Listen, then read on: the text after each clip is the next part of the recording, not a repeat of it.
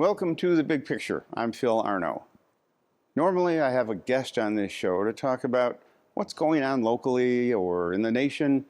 Sometimes we talk about health issues, sometimes the economy, a blizzard or two. On this Big Picture, I'm going to do something a little different. I'm going to talk about something that I see going on in this country that I think is dangerous and will be damaging for our children and their children. Let me start by saying that I've worked in media since I was a college student here in Buffalo, first in radio and then in TV news. In fact, most of my career has been as a news photographer and reporter. In more than 40 years in that role, I've worked in countless areas with professionals from all walks of life. I've had conversations with 3 presidents of the United States, 2 first ladies, and more senators and congressmen than I can remember. I've spent evenings overnight with homeless people trying to stay warm. I've tagged along with Border Patrol agents overnight while they tracked down people, more than 400 people crossing in to the border of Southern California illegally. And then I was told that those 400 people were just 10% of what actually came across. I was in a helicopter over a white Bronco being chased by law enforcement over a freeway in Southern California while the world watched in amazement.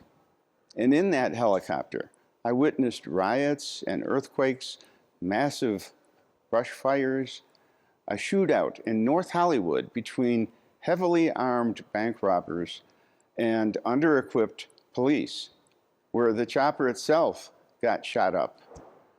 I mention this all not to brag, but to lay a background for the fact that with all this experience, one can hardly help but pick up some knowledge about human nature, about how things work, how things get done and reported to the general public, how things get reported and sometimes not reported. Journalism. Journalism is freedom of the speech, and that was so important, it was built into the very first of our Constitution's amendments, the very first one. Why was that? Well, the Founding Fathers, who themselves are under attack today from some elements, they felt there were at least 3 very good reasons to guarantee freedom of the press.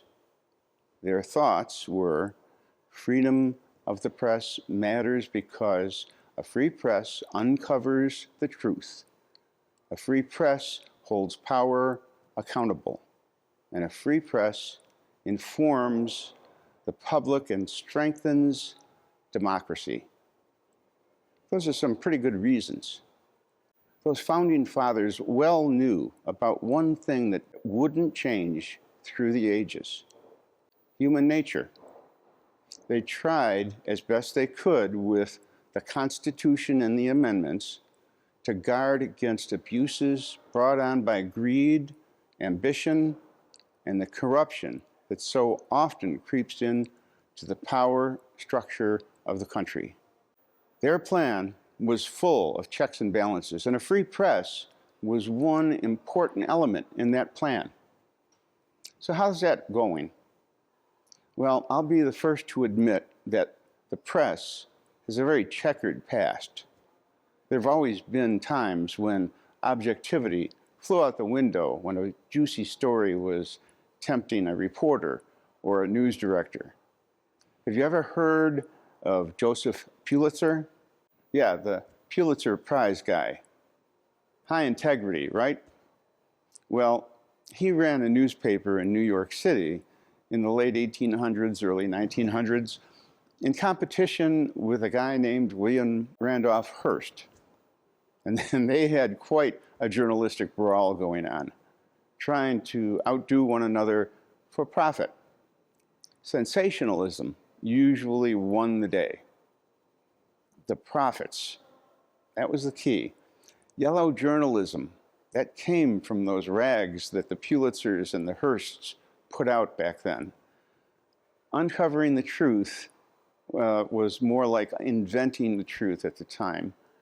And the industry at the times Well, there's a famous story about William Randolph Hearst and the Spanish-American War. Desperate to sell papers, as always, after the USS Maine sank in Havana Harbor, Hearst sent a reporter down to Cuba to report on the massive insurrection against the Spanish and other troubles that were making a war imminent. Upon getting down to Cuba, the reporter sent word to Hearst that all was quiet. Nothing was going on. He said there would be no war. Hearst's famous reply, and I quote, "You furnish the pictures, I'll furnish the war." And he did. Through the persuasive power of his publishing structure, he convinced the people and the government that the war was the way to go. Spanish-American War, anyone? So, a free press, though meant to do good things, is equally free to do harm. Through most of our history, Americans traditionally have come to trust that journalists are tasked with a certain code of integrity. Now, when I started out, it was pretty straightforward. You had 3 television stations, 3 networks, a couple of newspapers, and that's where you learned what was going on in your world. The system had evolved to a pretty standard, pretty consistent presentation. Journalistic integrity had basically stabilized. Then in the late 1970s to mid-1980s, there was a change. The big 3 networks and most of the local TV stations changed hands. Big corporations now reevaluated things. Previously, TV was split into 2 areas. Entertainment was the profit center, and news was a service to the community, to the people. It provided broadcasters an opportunity to justify that precious broadcast license. But now, in the mid-1980s, suddenly it was decided that news no longer was going to be a service. Now it had to be part of the profit center. Make money or bye-bye. So competition. Beat the other guy. How? Well, now a news story couldn't just be just the facts. You had to get a reaction. If it bleeds, it leads. Make the viewer angry, make them cry, make them want to kick the TV set. News became an arm of the entertainment side of the business. Now, add the internet to the mix, and guess what? There's more competition. Too many places where people can get stories. So how do you still compete? Well, just getting a rise out of the audience isn't enough anymore. Anyone can do that. So how about a new tactic? Divide and conquer. Yeah, that's it. Cultivate a following. Take sides. It's an us against them. You get your team against their team. If I can make you scratch your head at some idiot politician or be outraged at some injustice done by your, newfound enemy, then you'll come back and you'll listen because maybe the other station isn't talking about something like that. They're not telling you anything. This is an essential life-changing situation and you want to know about it. So now we have a divided press who profits every day from a divided population and a political structure who profits by partnering with the press to make sure that they get their stories right. And guess what gets lost in the shuffle? I'll give you an example. How many of you heard this major news story that will eventually affect every American driver in this country? President Biden has just signed into law a bill that mandates that all new cars sold in this country must have, quote unquote, a kill switch installed by the manufacturer. What's a quick kill switch? Well, normally a kill switch is just a simple device that can keep a car from starting. But this bill says something else. These devices are meant to evaluate the ability of the driver to properly operate the vehicle. Translated, that means no drunk driving. That's an honorable intention, right? Let's look at it a little bit further.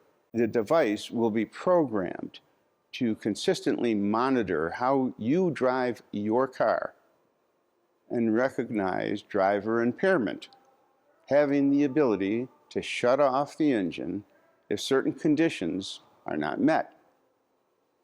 On top of that, experts who've looked at this say that the system, the one that's proposed, would be an open system, potentially exposing you to authorized or unauthorized, for that matter, third parties remotely accessing the system's data at any time. Now think about that. If you're driving along, you won't know who might be looking at when, where, and how you're conducting your private business in your private car. Has the news kept you informed on this? Now, I don't know when that mandate will take place, but it is law. It's already on the books. How? It was buried in a 4,000-page, $1.7 billion omnibus bill that President Biden has already signed. Now, I'm sure that every senator and every congressman that voted yes on it read every single one of those 4,000 pages, right? Every single page. Look, I'm going to send for a doctor to have my blood pressure checked. Stay tuned, and we'll come back and hopefully be more calm. You watch these calming messages. We'll be back right after this. Medic!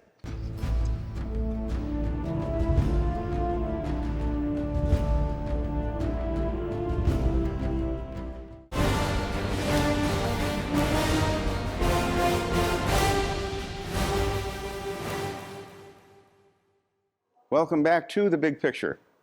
So I talked about one thing you may have heard about or may not have heard about, kill switches in cars.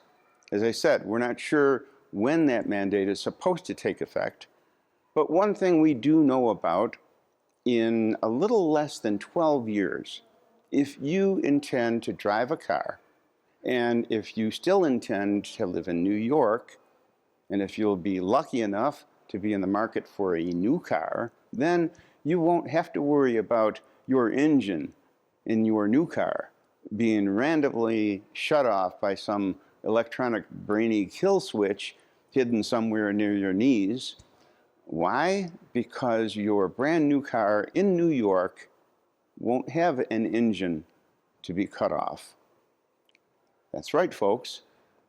When that first grader of yours is about to graduate now from high school, the sale of all gas-powered new cars in New York State will be a memory. Thanks to our illustrious eco-conscious Governor Kathy Hochul, no gas-powered new cars will be sold in New York State as of 2035, little less than 12 years from now. And that's another news story we probably haven't had to worry about, right? Nobody needs to know much about that.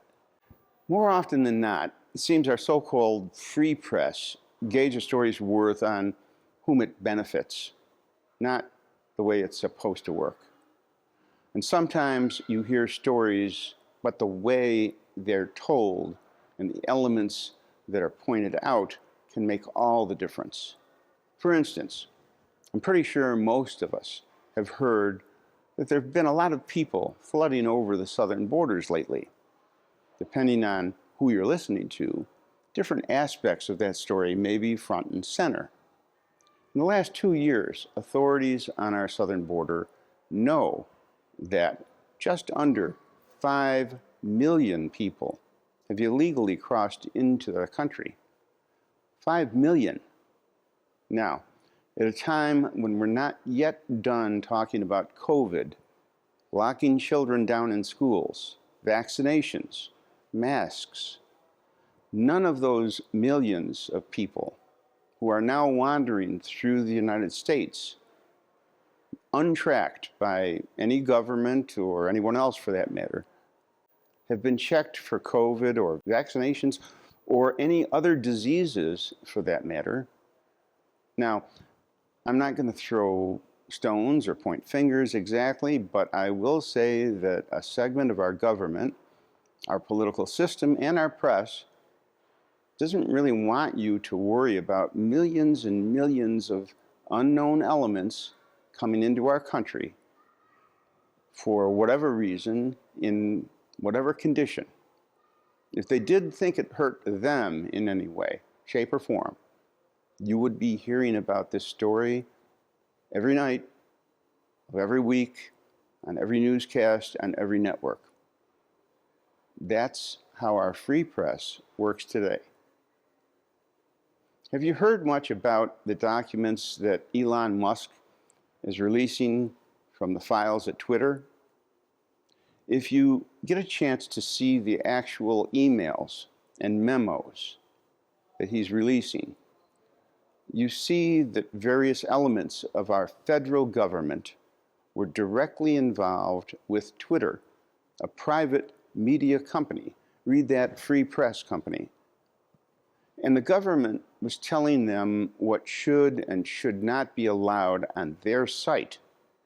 And Twitter was willingly listening and going along with the CIA, the FBI, actually the Democrat Party, officials, and several elected office holders of the federal government.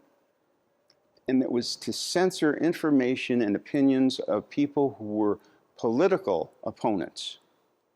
That, my friends, is absolutely illegal by any standards. Big story? You bet. If this was the Richard Nixon administration, or God forbid, Donald Trump's people, you think there might have been a fuss a little bit? Now, there are countless examples of the press burying things for reasons that don't serve the people of this country. We're supposed to give you the story, and to the best of our ability, we're supposed to leave our personal opinions out of it. That's hard, but it's hard to be a doctor, it's hard to be a judge. Society has a lot of jobs that are hard work, tough decisions. And being a plumber may not be the most glamorous job in the world. It's hard. Working in a grocery store, that's not going to get you a lot of followers on social media. But you know what? Every job and every person in this country and in this community is important as any other. People work, they have values, they worship, they contribute to the country, to the community in their own ways. And they don't look for payoffs or to cheat everybody around them. And I don't care how much you make or what you do, I know from experience that there's a lot of great people out there and that they live their lives quietly and do their part to make this country, the best place to live in the history of our world. And part of what makes this country the best place to live is that piece of paper left to us from a couple of hundred years ago that lays out a system of rights and freedoms and rules. And if we just stop distorting things for agendas, we'll continue to have a pretty damn good system for our kids and their kids. Now, I don't know how the press gets back to holding power accountable, uncovering the truth, informing the public and strengthening democracy, but my hope is that the pendulum will swing the other way and that the greatness of our system will survive for another 250 years. So I'm sure I'll get some angry emails out of this show, and if you think I'm off base, just let me know. Now, to make up for raising some blood pressure around the community, let's watch a video that will make us smile just a little bit to end the show. Thanks for watching this opinionated version of The Big Picture. Thanks for watching WBBZ, and we'll see you next time. Enjoy the video. 3 teens were arrested today for defacing the Kensington Park War Memorial overnight. The destruction includes painted messages against the military and the war in the Middle East. The 3 teens were picked up in the early morning hours after evidence was left at the scene. Grandpa, something wrong? Some people sure have short memories, and those who are too young to know need to be taught. Come on, I want to show you guys something.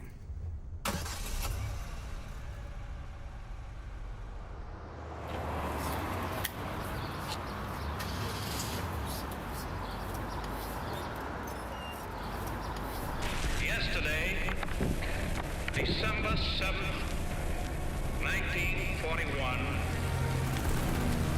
a date which will live in infamy. The United States of America was suddenly and deliberately attacked by naval and air forces of the Empire of Japan. At dawn on the morning of the 6th of June, 1944, 225 Rangers jumped off the British landing craft and ran to the bottom of these cliffs. 225 came here. After 2 days of fighting, only 90 could still bear arms. These are the boys of Puente Loco. These are the men who took the cliffs. These are the champions who helped free a continent. These are the heroes who helped end a war. You are men who in your, quote, lives fought for life and left the vivid air signed with your honor.